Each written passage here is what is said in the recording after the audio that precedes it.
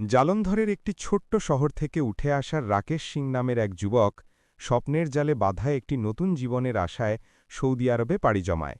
তার একমাত্র লক্ষ্য ছিল পরিশ্রমের মাধ্যমে অর্থ উপার্জন করে তার পরিবারের জন্য একটি সুন্দর ভবিষ্যৎ গড়ে তোলা। কিন্তু ভাগ্যের পরিহাসে তার এই যাত্রা তাকে এমন এক পথে নিয়ে যায় যেখানে সে কখনোই পা রাখতে চায়নি। একটি ধনাঢ্য শেখের গাড়ির চালক হিসেবে কাজ শুরু করার পর রাকেশের জীবনে ঘটে যাওয়া ঘটনাগুলো তার নৈতিকতা, ভয় এবং প্রলোভনের মধ্যে এক অদ্ভুত সংঘাতের সৃষ্টি করে। এই গল্পে রয়েছে আকর্ষণ, বিপদ এবং একটি অপ্রত্যাশিত মোড় যা পাঠকের মনকে নাড়া দেবে। রাকেশ সিং সৌদি আরবে পৌঁছানোর পর এক ধনী শেখের কাছে গাড়ির চালকের চাকরি পায়। শেখ ছিলেন অত্যন্ত সম্পদশালী, তার একাধিক কোম্পানি ছিল এবং তিনি ছিলেন একজন প্রভাবশালী ব্যক্তিত্ব। রাকেশ সিং সেখানে চালক হিসেবে কাজ শুরু করে এবং নিষ্ঠার সাথে তার দায়িত্ব পালন করতে থাকে। শেখের স্ত্রীও প্রায় কোম্পানির কাজে যাতায়াত করতেন, আর শেখ নিজে ব্যবসার কাজে এতটাই ব্যস্ত থাকতেন যে তার স্ত্রী এতে বেশ অসন্তুষ্ট থাকতেন। এভাবে কিছুদিন কেটে যাওয়ার পর এক রাতে ঠিক 12টার সময় শেখের স্ত্রী রাকেশের ঘরে আসেন। তিনি রাকেশকে বলেন, তুমি প্রতি রাতে আমার ঘরে আসবে।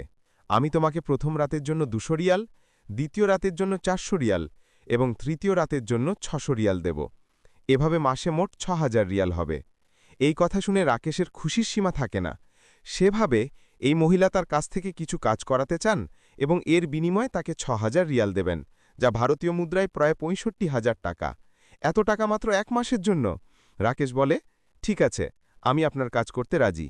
এরপর রাকেশ একটি শেখের স্ত্রীর সাথে যায় এবং তার ঘরে গিয়ে বসে। কিন্তু তিনি যে কাজটি রাকেশের কাছে চান তা জানলে আপনার মাথা ঘুরে যাবে। এই ঘটনাটি ভারতের পঞ্জাবের জালন্ধর শহরের। সেখানে রাকেশ সিং নামে এক যুবক বাস করত। সৌদি আরবে পৌঁছে সে এক শেখের কাছে চালকের চাকরি পায়। রাকেশ সেখানে চালক হিসেবে কাজ শুরু করে এবং পুরো নিষ্ঠা ও পরিশ্রমের সঙ্গে তার কাজ করে। একদিন শেখ তাকে ডেকে বলেন, দেখো, আমি 3 মাসের জন্য লন্ডন যাচ্ছি। এই সময়ে আমার স্ত্রীর পুরো খেয়াল লাগবে, তাকে কোনো রকম অসুবিধা হতে দেবে না। সময় মতো তাকে অফিসে নিয়ে যাবে এবং সময় মতো বাড়ি ফিরিয়ে আনবে। বাড়িতে কোনো কিছুর প্রয়োজন হলে বাইরে থেকে এনে দেবে। শেখ রাকেশকে সব বুঝিয়ে লন্ডন চলে যান, আর রাকেশও পুরো নিষ্ঠার সঙ্গে তার কাজ শুরু করে। প্রতিদিনের মতো রাকেশ শেখের স্ত্রীকে গাড়িতে করে অফিসে নিয়ে যায় এবং সময় মতো বাড়ি ফিরিয়ে আনে। এই রুটিন প্রতিদিন চলতে থাকে। একদিন হঠাৎ রাকেশের শরীর খারাপ হয়ে যায়। তার তীব্র জ্বর হয়।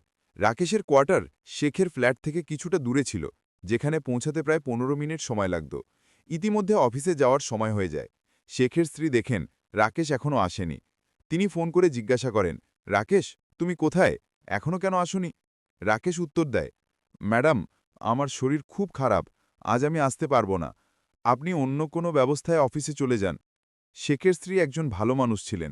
তিনি রাকেশের সমস্যা বুঝতে পারেন এবং বলেন, ঠিক আছে, তুমি যদি অসুস্থ হয়ে থাকো তাহলে বিশ্রাম করো, আমি অন্য ব্যবস্থায় অফিসে চলে যাব।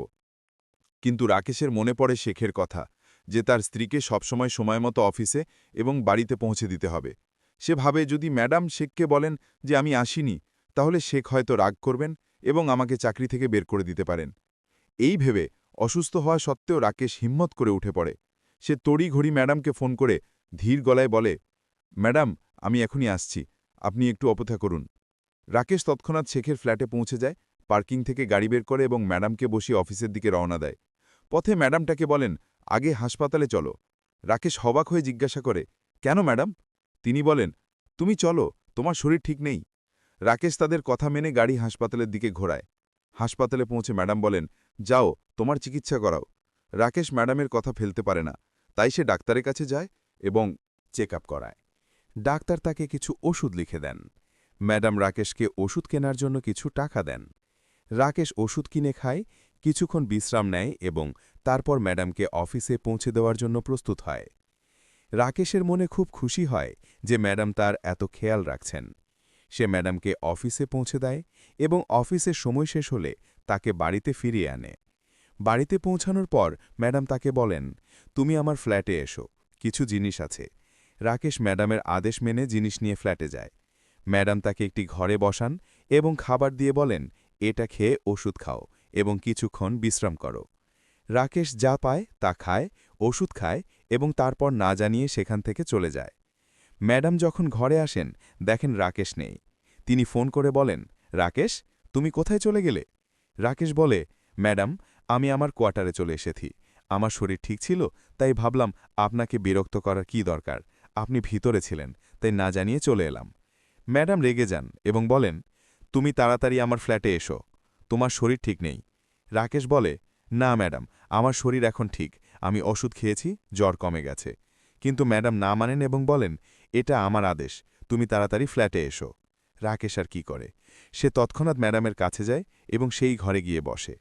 ম্যাডাম এসে বলেন, রাকেশ, আমার মাথায় খুব যন্ত্রণা হচ্ছে, আমার সারা শরীরে ব্যথা। রাকেশ বলে, ম্যাডাম বলুন তো, আমি কিছু ওষুধ এনে দিই?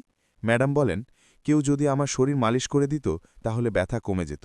রাকেশ বলে, এতে সমস্যা কি ম্যাডাম, আপনি শুয়ে পড়ুন, আমি আপনার মাথা টিপি দিই।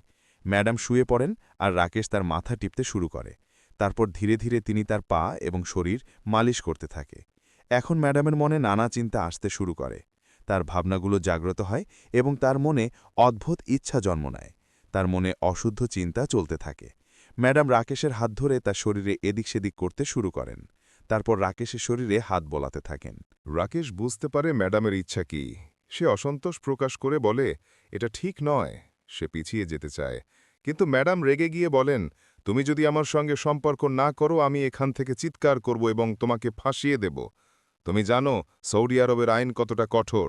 তারপর ম্যাডাম বলেন, দেখো, আমরা এই কথা কাউকে বলবো না। তুমি আমাকে খুশি করো, কারণ তোমার মালিক বয়স্ক আর আমি এখনও তরুণী। তিনি আমাকে খুশি করতে পারেন না। তুমি যদি আমাকে খুশি করো, আমি তোমাকে তোমার মালিকের থেকে 3 গুণ বেশি টাকা দেব।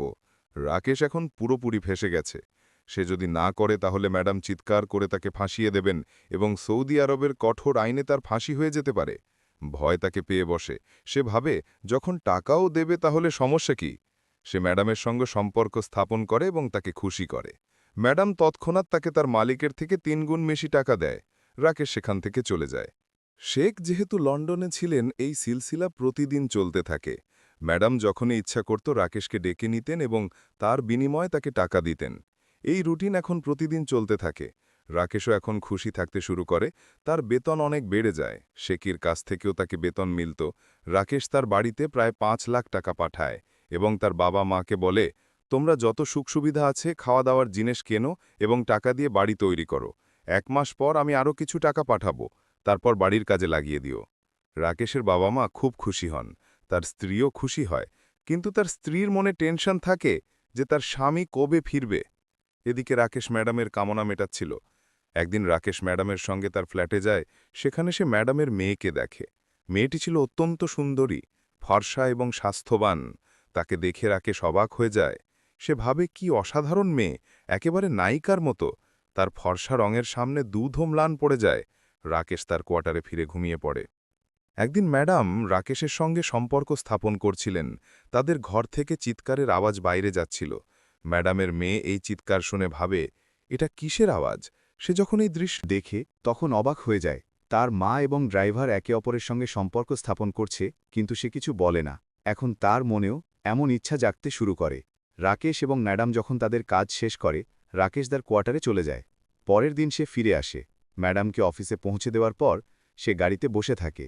তখন শেখের মেয়ে কলেজ থেকে ফিরে দেখে বাড়িতে কেউ নেই। সে রাকেশকে ফোন করে বলে, তুমি যত তাড়াতাড়ি সম্ভব বাড়িতে এসো। রাকেশ বলে, আমি ম্যাডামকে নিয়ে আসব। মেয়েটি বলে, না মা সন্ধ্যায় আসবে, তুমি এখনই এসো। রাকেশ তাড়াতাড়ি ফ্ল্যাটে পৌঁছে বেল বাজায়। শেখের মেয়ে দরজা খোলে। সে তখন তার মুখ ঢেকে রাখেনি। রাকেশ তাকে দেখে হতবাক হয়ে যায়। মেয়েটি তার কলার ত্ররে ভেতরে টেনে নেয়, দরজা লক করে এবং বলে, তুমি আমার সঙ্গে সম্পর্ক স্থাপন করো। রাকেশ তার সঙ্গে সম্পর্ক স্থাপন করে।